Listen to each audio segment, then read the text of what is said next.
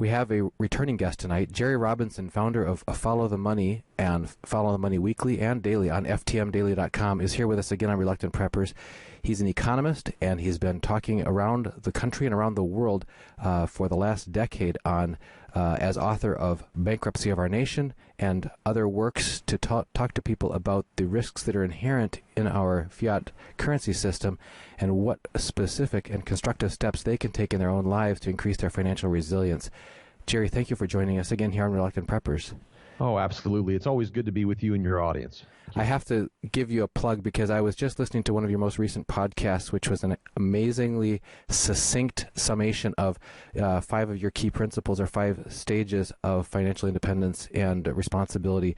And it's just really highly recommended, folks. Go to ftmdaily.com and look up Jerry's most recent podcast about the 5 stages of financial wealth management, and it's just very easy to listen to. It moves right along, and you'll just get a real earful. Very inspiring. Thank you, Jerry, so much for that kind of work that you do. Thank you for pointing that out. Thank you. And tonight we wanted to talk about a different topic with you, and that is the topic of propaganda. There's been so much talk in the media these days and from government and other leaders and so on talking about fake news and people using that as a criticism to blackball whichever side of the coin they don't want to have affect them. And if you could talk to us about, and we even heard in this last election for the first time in recent memory about foreign intervention in a U.S. election, that kind of thing. So there's significant concern about that. And the tagline of our channel is helping you be aware and prepared. How can you be aware if you can't even trust the information that you're receiving? We talk about that a lot, is how people can turn to more reliable sources of information. You've been looking into this topic, so can you take us into what you consider to be some of the key points about propaganda that people need to be aware of? Oh, sure. It's a really, really interesting topic, and I think propaganda mostly has been oversimplified by most people, and I think it's just because we don't really hear about the topic except in very negative connotations. So we really don't know what propaganda really is. In fact, if we go back and we do a study, there's some great books that people can read on propaganda. One that I would strongly encourage all of your readers to pick up is an old book by Jacques Ellul called, quite frankly, it's just called Propaganda. And it's a very important book that helps us understand that propaganda is not really just fake news. Propaganda is not really just false information. In fact, modern men today don't understand the real power of propaganda because they believe that it's easy to detect. They believe that propaganda is composed of tall tales and overt lies. But this attitude leaves the individual modern man easy prey for the propagandist. And so the propagandist is really not trying to lie to the people. The propagandist instead is actually agreeing with the people. And you really can't get propaganda to change somebody's mind. Propaganda can only be used to lead men to action based upon what's already inside of them.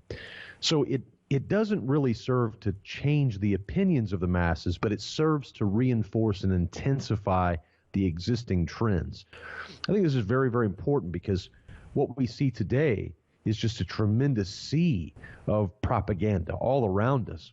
And when we think about propaganda, we tend to think about Nazi Germany, or we think about the communists, the Soviet Empire, Stalin's Russia, and fascist Italy, Mussolini. But it's really quite interesting that if you study propaganda, you discover that it's the democratic governments in which it can have the most toxic of effects. Propaganda is a necessary tool in democracy as a way to course correct. You see, the people are the leader, or they're the ruler in a democracy. If you think back, like a monarchy, for example, or a strong man government where you just have a dictatorship, the propaganda there can keep a lid on problems, but it's not really designed to force the people to do something. It's really designed to keep them huddled in their masses. However, in a democracy, there is no strong man, or at least there's not supposed to be. There is no dictator. there is supposed to be rule by the people. Now, I know we're a Republican. We're not talking about that difference between republics and democracies. We all understand that. But as far as the democracy I'm talking about is that it needs propaganda, because propaganda serves to help course correct when the people, who are the rulers, get out of hand. And so it's very important. And in fact, there can be good propaganda. There's sometimes, propaganda can be useful for a very good purpose, but typically it's harnessed for the most toxic of purposes. In your, why is it something that's of current study of yours right now? Why is it coming up at this time for you? I think the main thing is that I think Donald Trump, honestly, has shocked the nation. I think that many people today are scared. I think that we have been running our podcast online since 2010. We have been providing a lot of information to people, cranking out a lot of information over the years. And we get all kinds of contact from the people. We'll get emails from across the country and across the world. And I have seen a changing tone in the questions that are coming in. I'm seeing a changing tone in the fear levels that are being raised right now. And I think you have a channel that is very vital today in the fact that you're talking about, reluctant prepping. I mean, many people today, they don't even know the first thing about a go bag. And so it's very important, the work that you do is to continue to help people understand, because people are fearful and they need to take action for their own selves. The problem is that propagandists are not interested in the individual man and seeing him educated and seeing him well protected. They're interested in motivating him to action, leveraging and putting a hook into him, to, finding some common ground with him and then leveraging it for their benefit. This is what the propagandist does. And so in this environment where propaganda is so prevalent, it's helpful to have a plan of your own. That way you can move according to your own principles. I can't tell you how many people I meet who really have no life plan. Instead, they are literally just being tossed to and fro with the latest current events that come out. And oftentimes, those current events are nothing more than propaganda. So you'll just be a boat floating out in the middle of the ocean with no direction, no rudder, just being tossed about by the waves of current events. That's no way to live. We need to be living intentionally and understanding that much of what surrounds us in this technological age is propaganda and nothing less and nothing more. I've heard it said that how deep is your river of purpose and of real knowledge and information, that a lot of people who are just skimming and surfing and going with the flow of current trends, what's trending now, what's on social media, etc., have arguments that are a mile wide and 2 inches deep on just about any topic. They've got a quickly formed opinion because it's the fashion, it's the opinion of fashion, and not necessarily one of deep conviction, not one of lasting integrity that's really based on a lifetime or foundational principles. How does that affect a society when an entire generation coming on is been formed that way? And what do people who want to raise their family or their young people in a different direction and maintain their own perspective, not to be swept along by, as you mentioned, if we give over to sort of the fashionable thought process, we're probably just basically giving our will over to an elite, somebody who's got the megaphone, who's got the microphone, and who's basically scripting that response from us. Yeah, well, to the first part of the question, I think that intellectuals are the most vulnerable to propaganda, and that's because, and when I say intellectuals, I guess I'm probably not just talking about academics, but people who have voracious appetites for knowledge, and we're those are pretty legion today in the information age. Even though it, like as you mentioned, it might be an inch deep, they're still voracious for information. And so I think intellectuals are the most vulnerable to propaganda for a few reasons. First, they absorb the largest amount of secondhand, unverifiable information. So if you're just constantly seeing headlines on a daily basis and you're seeing 2, 3, 4, 5, 600, 700 headlines in a day because you're looking through Twitter, well, you are just filling your head with PR crafted language, right? So the more you ingest of that, and the more secondhand reports that you read, the much more vulnerable you are to propaganda. So a guy living in the forest, he's not nearly going to be, as affected as somebody who's consuming a lot of corporate news.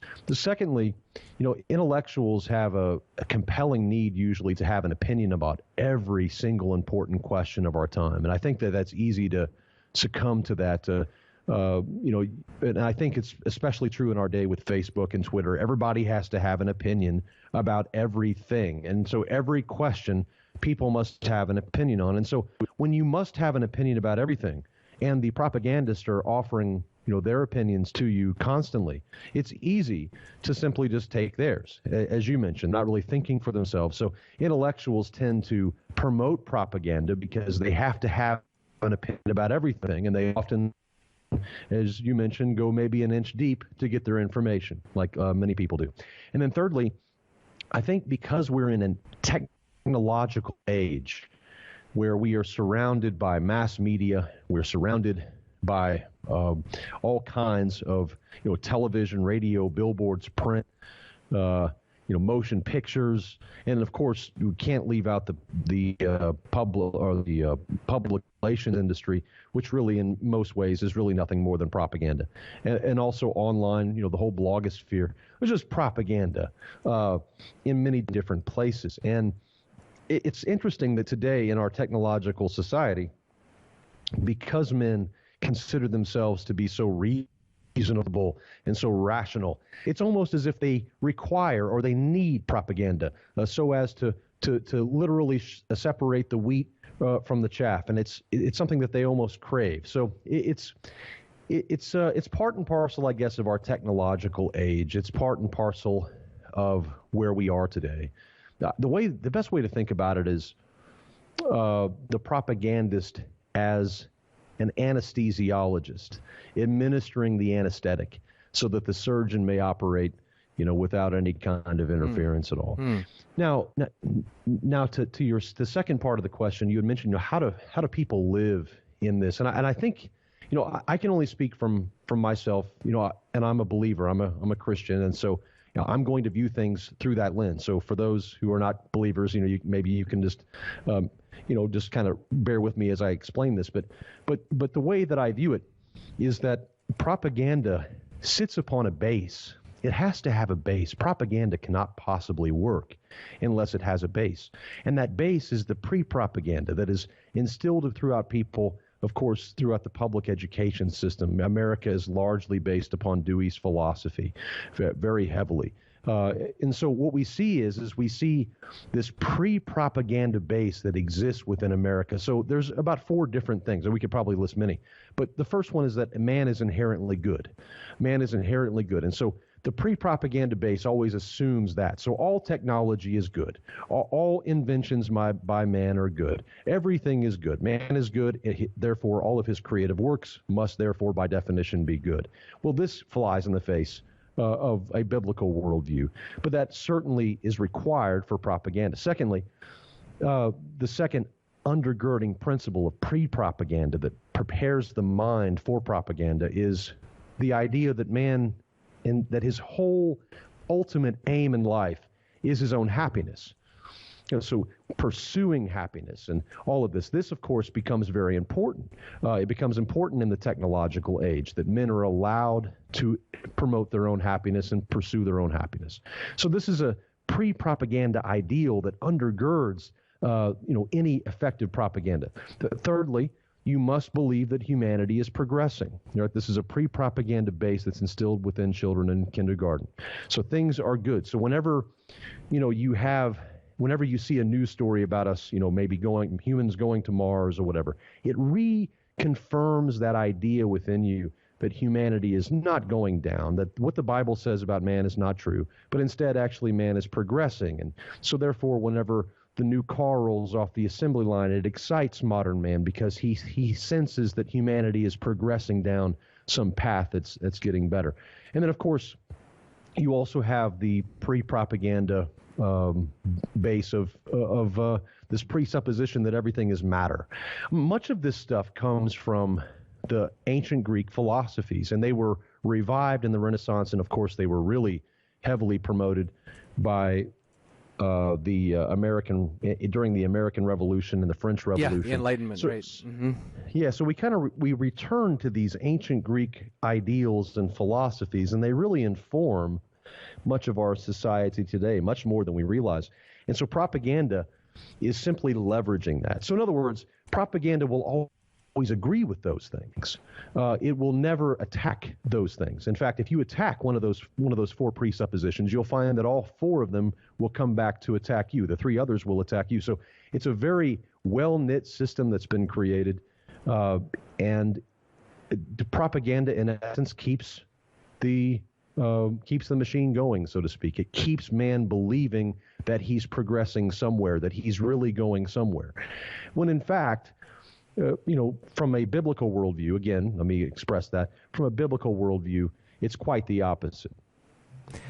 You mentioned the public education in the United States based on Dewey. There's a very eye-opening documentary. People should look up the movie Indoctrination by Colin Gunn with two N's. It's about a homeschool family that travels the country in a school bus for a year, basically investigating the philosophical roots of public schooling. And Dewey wasn't alone. There was also Marx and a bunch of others in there too, whose thinking is also combined in. And it's very eye-opening in terms of what we're just taking in gullibly, unquestioningly. Most people who have their children, catechized by the public school system is what you're being taught to be unquestioning. Another one made me think of the work of G.K. Chesterton, famous writer of the first half of the 20th century. He talked about, basically questioned a lot of things that weren't being questioned by the intelligentsia and universities and so on. And he's not at all popular with universities because he really questions a lot of these assumptions that intellectuals presume. And one of those is the one you mentioned about humanity that always is progressing. And the challenge there is that if it's progressing, it must be anything that can be determined as progress must mean that it's towards something that's improving and ultimately would reach an ultimate perfection. And if it points towards something, what is that which it points towards? And it's very revealing to try to probe people's common, because there is that common expectation in the part of most people, because that's what we've been taught, is that humanity is progressing. And certainly they can point out economic or financial or technological advances. Now you can get a flat screen TV for less than you used to be able to, or whatever. But if you start talking about how do they know that the direction humanity is going is actually in progress, what is the ultimate good that it's leading towards? Very interesting to hear what people have to say about that. Most people have no idea, but some of the other ideals that they'll express are quite revealing in terms of what their real values are. Can you talk to us about why this is a danger? Why must we be concerned about this and be aware of how we're being affected by it? Well, I think it's again important for individuals simply to know where they are. And again, people who don't have a biblical worldview may have a different view of propaganda. But I think from a biblical worldview, it's very clear that the battle has always been for the mind of man. It's as old as human history. That's always been the goal, is the mind of the human man. And our minds, I think our brains, what we have to prepare for, and this is really what we have to prepare for, is that we're going to see a very big sea change in our world, and we already are. We're in this fourth industrial revolution that has been described by Carl Schwab as this fourth industrial revolution, where now we are seeing many different academic disciplines coming together and finally being connected and overlapping. So for a long time, neuroscience was working all by itself, creating its own documentation as an academic discipline. And in different segments of nanotechnology were working and building out their own documentation for their own discipline. But in this fourth industrial revolution that we're in, we're seeing many of these disciplines now come together and find a connection. And so then they're beginning to overlap, and then new disciplines come out of these. Well, one of the more interesting connections has been the work in the brain. Back in 2010, there was an amazing, astonishing study put out by Stanford University that showed that the human brain had and contained within it more switches than all of the computers, all of the routers, all of the internet connections on Earth combined. This was a staggering discovery by Stanford. They said the brain is much more complex than what we had imagined. And as we see that technology is accelerating, we may look at the brain and say, wow, what a phenomenal thing that it is. But based upon the current trajectory today, experts and technologists are basically predicting that within 10 years, you'll be able to walk into Best Buy, plunk down $1,000, and walk out with a laptop that has the same computing power as the human brain. Now, why this is so powerful and why this is so important is because at some point in the future, the human brain and its capacity will be surpassed. The human mind, by the way, was not designed to move at the speed and think at this scale.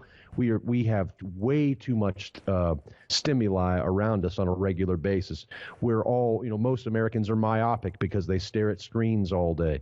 We sit underneath artificial light. We eat artificial food.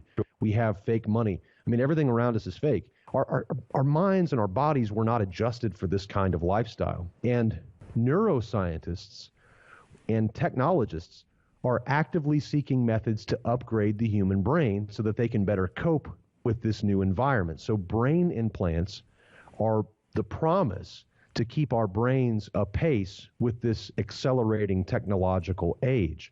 This is where you begin to have ethics problems, along with the genetically modified babies and all of this. As a believer, I have some serious ethical problems with what I see being called progress and what I see being called advancement. What I see is a lot of propaganda that is pushing man off of the edge of the cliff. It's no different in the economy. They take on far too much debt. They live in some sort of fairy tale land where they can constantly borrow and never pay anything back. We are surrounded by propaganda. And I think it's important for people to understand that, but then also protect yourself from that. And the way you can protect yourself from it, one of the ways I find is prayer and meditation. Prayer and meditation are the most powerful thing because they serve to short circuit the perpetual propaganda that surrounds the individual. When you stop and you take an hour and you pray or you meditate, you stop that ongoing back and forth dialogue that's constantly going on in the human mind, and you're able to stop and short circuit the propaganda. So I think, prayer, I think meditation, I think stopping and short circuiting that propaganda, turning the television off, looking your family in the face, and having, turning off the crackberries and paying attention to human life, is very important because we are slipping into a very bizarre time, and there's a lot of spiritual deception all around. And a lot of what you're talking about, getting real, is another guest we've had talks about getting real skills, real friends, real money, that sort of thing. And David Morgan also talks about that, about getting real. And this is something that people who are invested in being aware and preparedness are trying to do. Is they're trying to unplug from. They don't want to be a member of the herd, just another school of fish, going in the direction that we're being led and guided to go, but in the one that's going to be right for them and right for their family, to take care of their family. So where do you, in addition to prayer and meditation, and also sounds like unplugging from the screen and instead putting your hands and eyes on real things in the real world and real life, to get grounded and to get a sense of reality, is there any other specific guidance that you offer people who want to make sure that they're aware of how influenced they may be by external propaganda, and how instead to kind of take charge of that for in their family and in their home life? I tell you what, for people who are really interested, we did a 1-hour lecture on this topic, and it's now online. People can watch it completely free. It's just it's online right now for anybody to watch. It's ftmdaily.com/propaganda. So ftmdaily.com, like follow the money, youtube.com/propaganda.